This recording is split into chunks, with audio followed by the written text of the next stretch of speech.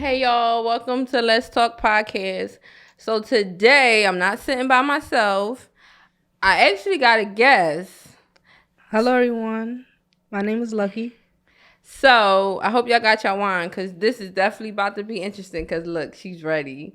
So on today's topic, we're going to talk about IVF.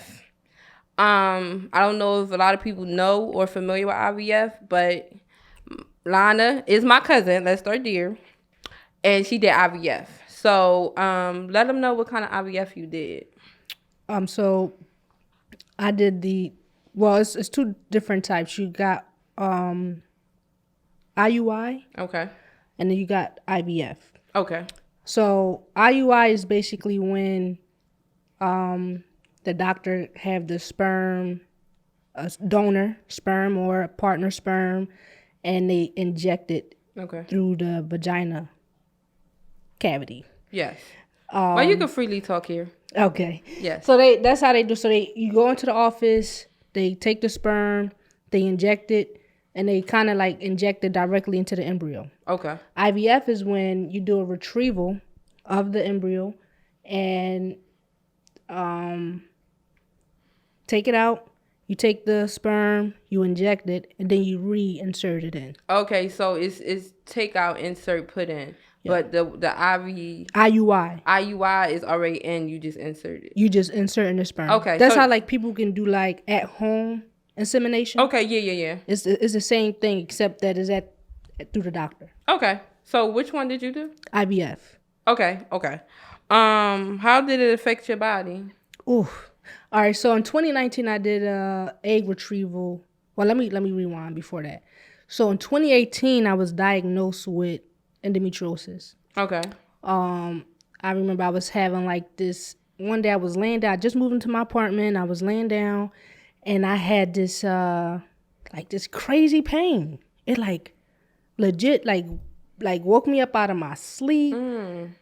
I like went to the bathroom, like my knees was hurting. It was really bad. It was a pain. Goodness. It was like something just erupted. It was like a pain that I never experienced before. So I ignored it for a little bit. And then when I would get my period, it would just be like really, really extreme. So after a couple of months of that, I was having the pain after my period. So it was every day. Oh, I was having it was this pain. Frequent. Yep. It was every day at this point. It wasn't just when I got my period. It was every day. And I'm like, well, something is wrong. Yeah, especially every day. Yeah, every single day. So I went to the ER actually, and he told me that I had like a cyst. It was the size of a pea. Okay. Right. So I'm like, okay. He did bring up endometriosis, and he was like, he said it could be fibroids as well. Yeah, I'm familiar with that.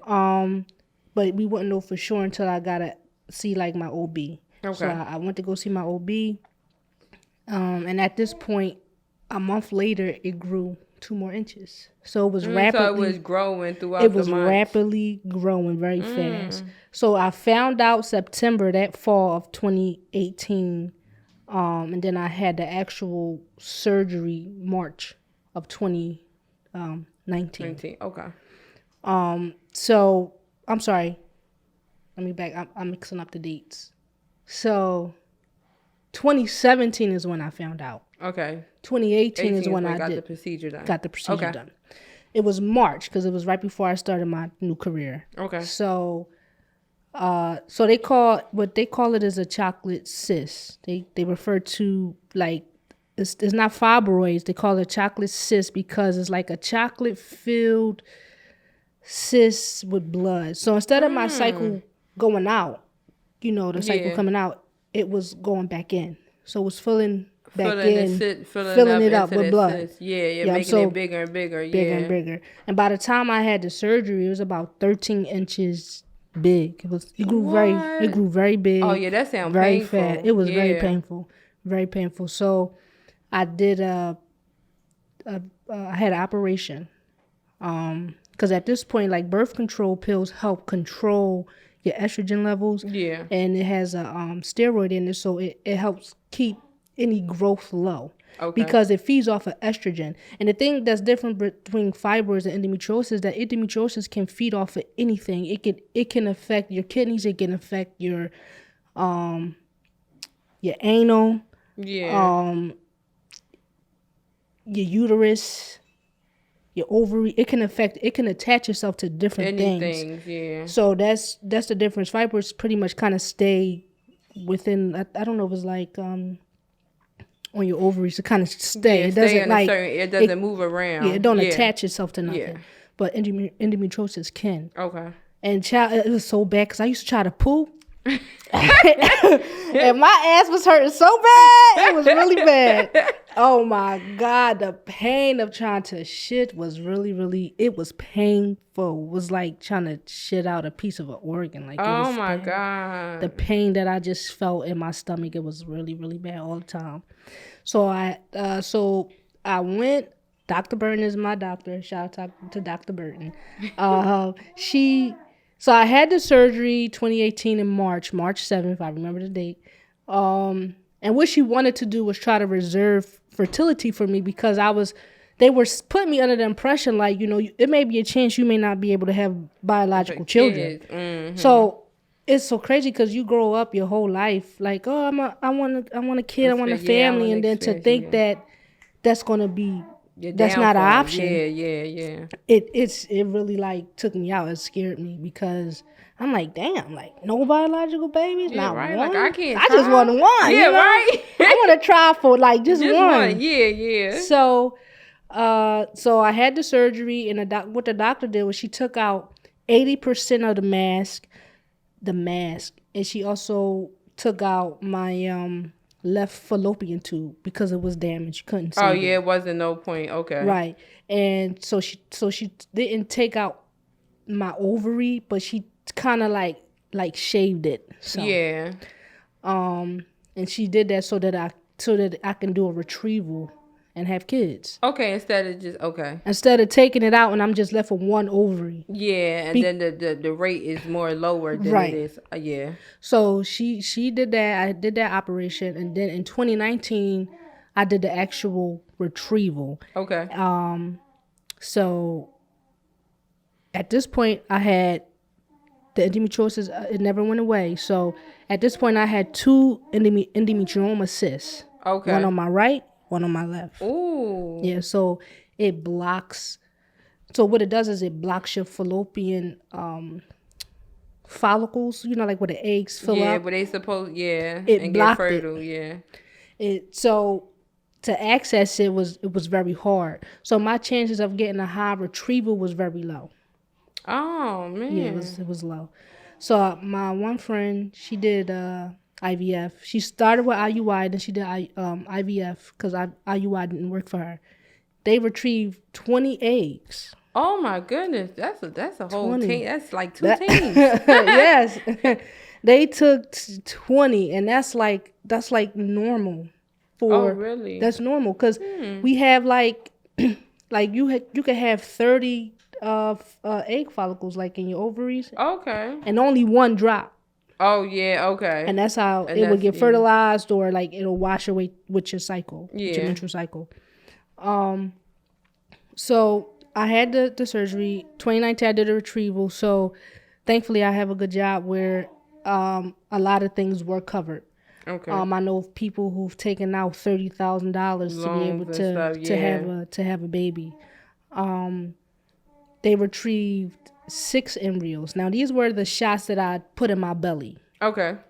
And it hurt. I believe it. I believe it. I do not like needles. Oh yeah. Even though they like this little, that like I had to do 3 shots every night for I want to say But you had to do 3 back to back? Every day, every night. They would like, oh, just switch sides. So I would switch. So you do 3 on this side and 3 on the other side? No, 3 altogether. Oh, okay. Yeah, so it would like I would just do like 2 or 1 or 2 or 1 or however. You have to go back and forth. Yep. So I would do the injection, every night for about 2 to 3 weeks. And what this does is it makes your estrogen levels rise. Okay. And it makes your embryos grow. So how they take it out is it's like a tube. They go in with a tube and then I'm and familiar with it. And they suck it out, but they want to enlarge it because your follicles are very little. Yeah. So they enlarge all of the embryos, so you're just very, very bloated the whole entire time. What? Bloated. I thought I was pregnant. It was like I just felt so fat. I felt huge. It was like no space, like no room in your like ovaries. Like you could just feel it. Just you could feel everything. You can feel it just growing. Crazy. So they retrieved 6 embryos from me. Okay. 6, which was very low. Like I told you before, my friend, she got 20 eggs. Compared to 6, yeah. That's one friend. My other friend, they retrieved 40 eggs. Oh, my God. I'm just like, oh, my God. My little lonely 6. Like, what is going on? Right. So I just, just prayed about it, put my faith in it. And at this point, I already chose my donor. I get this question a lot. People be like, well, do you know who your donor is? Yes, I do. I don't know them personally, but I picked who I wanted my donor to be. He's a black man. I know that. And for real, because like, I have to be realistic. If I was straight, I'm going to date a black man. Yeah. So my kid is going to be black. Yes. Now, if it was like, oh, I was straight and I didn't mind like the ethnic background, like I would date a white man or a Chinese man, then okay, then my donor would suit that to what I would want him to be. But no, he's black because black is where it's at for me. Because I see some people, they like my goddaughter is black and white, but her partner is white. Okay. So it makes sense to me to go with a white donor, and plus she dates white. Yes. Now I had a one friend who got a baby, and they just wanted the ethnic background for just cause it wasn't like. Oh no, not being specific. It wasn't specific for them. And I'm just like, okay. Yeah, no. The baby part of you, but right, yeah. I don't know. Do what you would date. I don't. Yeah, you have to go with your race. So doing the changes of your body, did you have to eat like you had to be on a strict diet when it came to doing the IVF procedure? I could eat whatever I want. Well, that's good. That's good. Right, snacking and all that. Yeah. How long did it take for a positive pregnancy test? 9 days. After you did it? Mm-hmm. Wait, how many times did you do it before you? Once. What? Listen, God said it was time, so. What? That is decent. 9 days? 9 days. So I did, before I did the extra procedure, because I started February, March. Let's say like March of last year. Okay. Now we're at so my baby was frozen since 2019. So they retrieved 6. 3 made it to a blastocyst stage. That is a certain stage and a certain number that the embryo has to reach before they can freeze it to say that this is viable now. Yeah, that it'll work. Right. Okay. So 3 of them made it. Okay. The other 3 were not. Okay. So 3 were frozen. So 3 were not. So and 3 were frozen. So now I'm like, okay, I'm ready. I prayed about it. God, like, okay, it's time. I didn't want to wait too long because, like I said, endometriosis is one of them things. It'll never stop until I have like a what they call it when they take all your stuff, all your hysterectomy. Yes. Yes. Like it is not going to stop until that happens. Yes. Or I go through menopause, which I got a little bit of time before that. So they put me through 60 days menopause. What? Yeah. Oh my God. I had to take like these pills. I had to take these pills every day, and when I tell you the hot flashes was hot, like it's like you be like burnt. When I tell you I never sweat I'm not even a sweater. When I tell you I was just sweating, just breathing. What? Like my face was like on fire. Well, at least you know when it's time for menopause. You know Girl, what to expect. I heard it was worse than that. What? Yes, because they was forcing me. So what they did was suppressing the endometriosis, because remember I have 2 endometrioma cysts on my right and on my left. Yeah, so that's 2. And at the time in 2019, it wasn't safe for me to carry because, like I said, I had just, I had a surgery a year prior, and I had fluid in my right fallopian tube, so it wasn't going to be safe. So I couldn't carry at that specific moment. Yeah, because it would have been a miscarriage, and my percentages of having a successful birth was low. Oh yeah. So the doctor didn't want that, and then I was going to have my ex-wife carry for me, and thankfully my insurance would have covered that because of a medical procedure, like diagnosis for me that I couldn't carry. Really? So they would cover it, and it wasn't just like, I just want her to carry just to carry. Yeah, I had like a medical reason why. So they would have covered it, but thank God it didn't work out that way. Because I always get that question from people of like, you want to have kids? I'm like, yeah. They're like, okay, you want to carry? Like when I say I want to carry, they are so shocked. Yeah, I believe it. I don't understand why. I mean, yeah, because I'm a girl. Yeah, right? Listen. I think if it's your choice, if you feel like this is something that you want to do and experience it, I think you should do it. Exactly. I don't care what what you look like on the outside, how you carry yourself. You still a woman at the end of the day. Yep. Regardless of how you look on the outside. Yeah, you still got the same thing that anybody else got. Listen, make it work for you. For real. So let's this question. Cover the baby ears. Oh no, mama. So did it doing the IVF affect your sex drive? It did. Like bad or good? I would say bad for me. Okay. Like that was my experience. Like I think right now I'm just now getting back into a normal flow. Okay. Of like having like sexual desires. Okay. Because I was on birth control before, and I feel like birth control kind of messed with your hormones as well. Yeah. And I know it's different types of birth control and stuff like that. But it was cool. Like I had it was like a wheel. Like I knew when I was ready, like, okay, we're about to get hot and heavy. Okay. You know what I mean? Got about 9 days of this. Oh, okay. After so you kind of knew, like we up here, so let's get it cracking right now. Because when we down here, it ain't about to happen. It ain't gonna happen, Okay. But it did affect my sexual drive. Especially going through menopause, I had no desires. At all. So that was 60 days, boom. And then I actually started the injection, and now this time the injections is in the buttocks. Oh, no! That was an injection every day at the same time. Yep. So I think I chose 6 in the morning or 7 in the morning. Oh, so you get it done and over early? Yeah, I had to do it every day at around the same time. Okay. I don't know why I had to do it every day at the same time, but that's what the doctor said. You got to take the injection every day at the same time. So that is basically getting my uterus ready to carry the baby, to hold the pregnancy, because I don't have the hormones to naturally, it's not naturally going through my body. Okay. Because I'm just going to take the baby and just put it in. Yeah. And my body is not going to recognize I'm pregnant.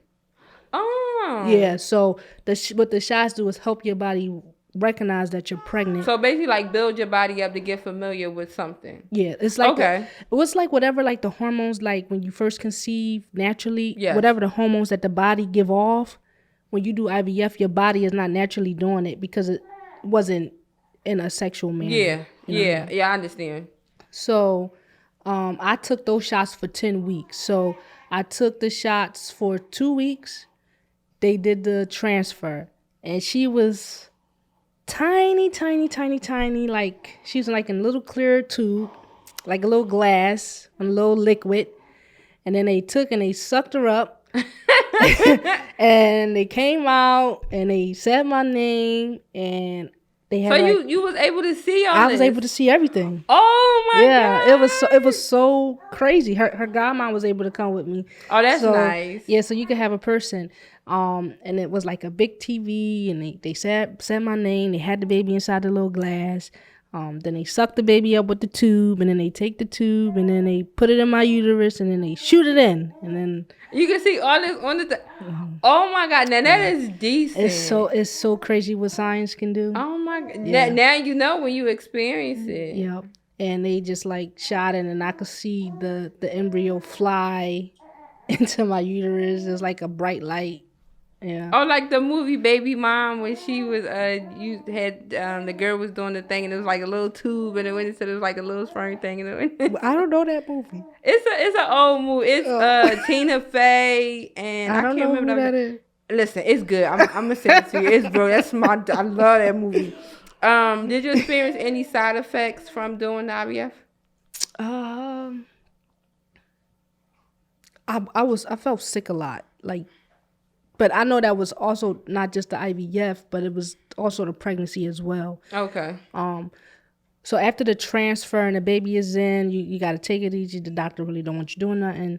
No heavy lifting, none of that. So you basically on bed like rest. a list of everything that you can do. Yeah, they don't want you to do. Okay. The first 9 days.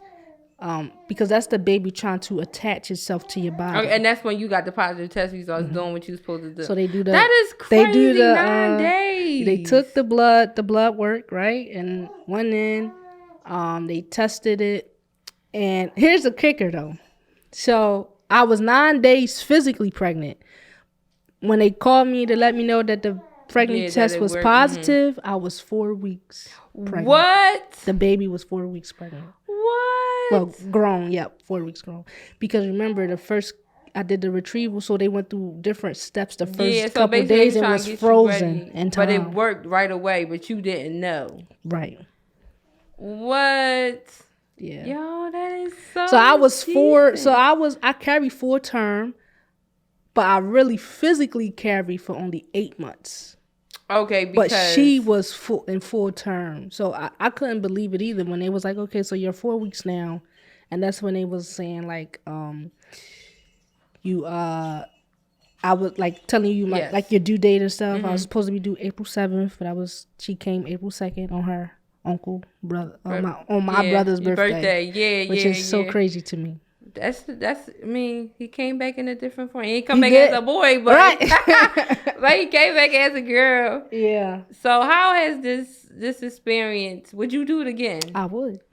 The exact same way? Yep. I got 2 more babies left. So you thinking about doing it again?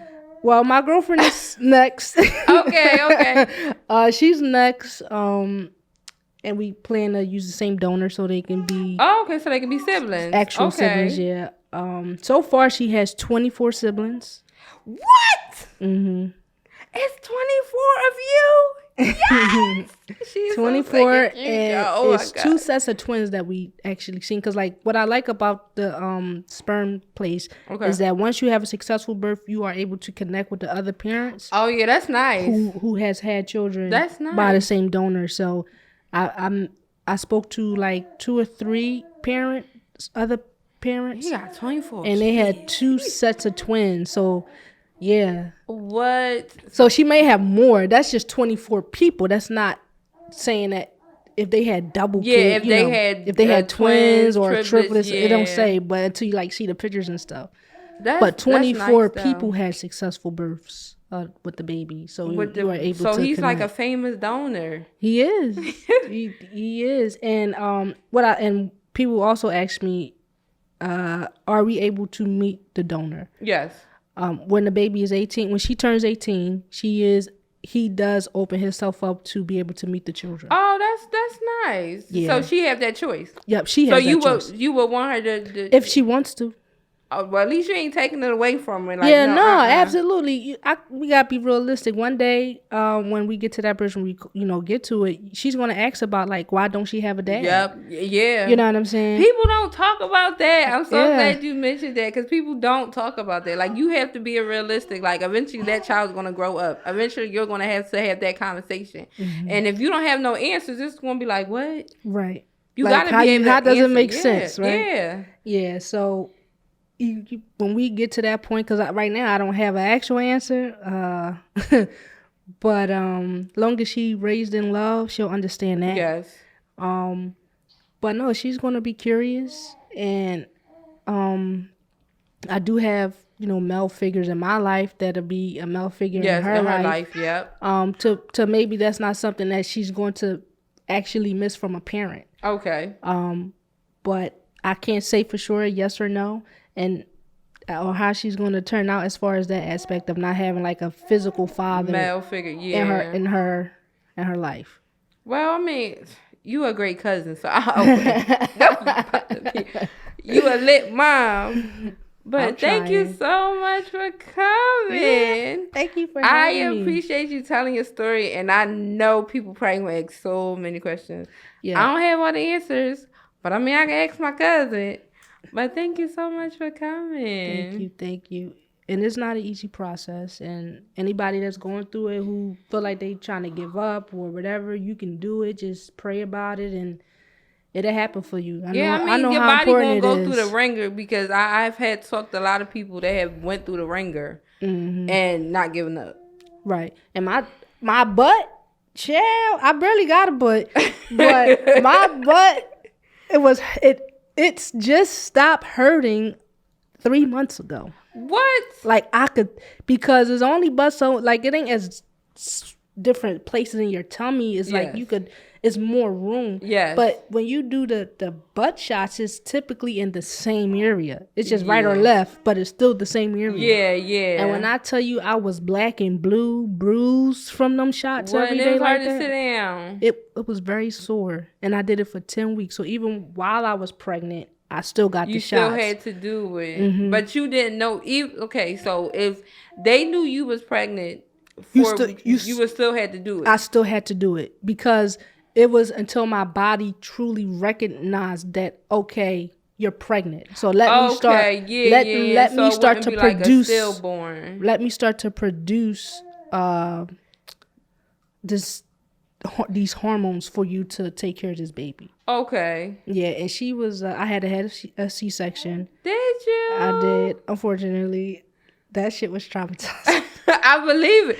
Trust me, I believe it. I was so traumatized. I passed out on the fucking table, child. What? Yes, it was so bad. Like I did set up for a C-section on April 3rd, but she came the 2nd. Like I went to the bathroom. I seen that I had blood. I'm like, okay, this is not normal. Let me call it. It was like, okay, come in. It makes you nervous. Yeah. Come in. I was only the last I knew, I was only 2 centimeters dilated.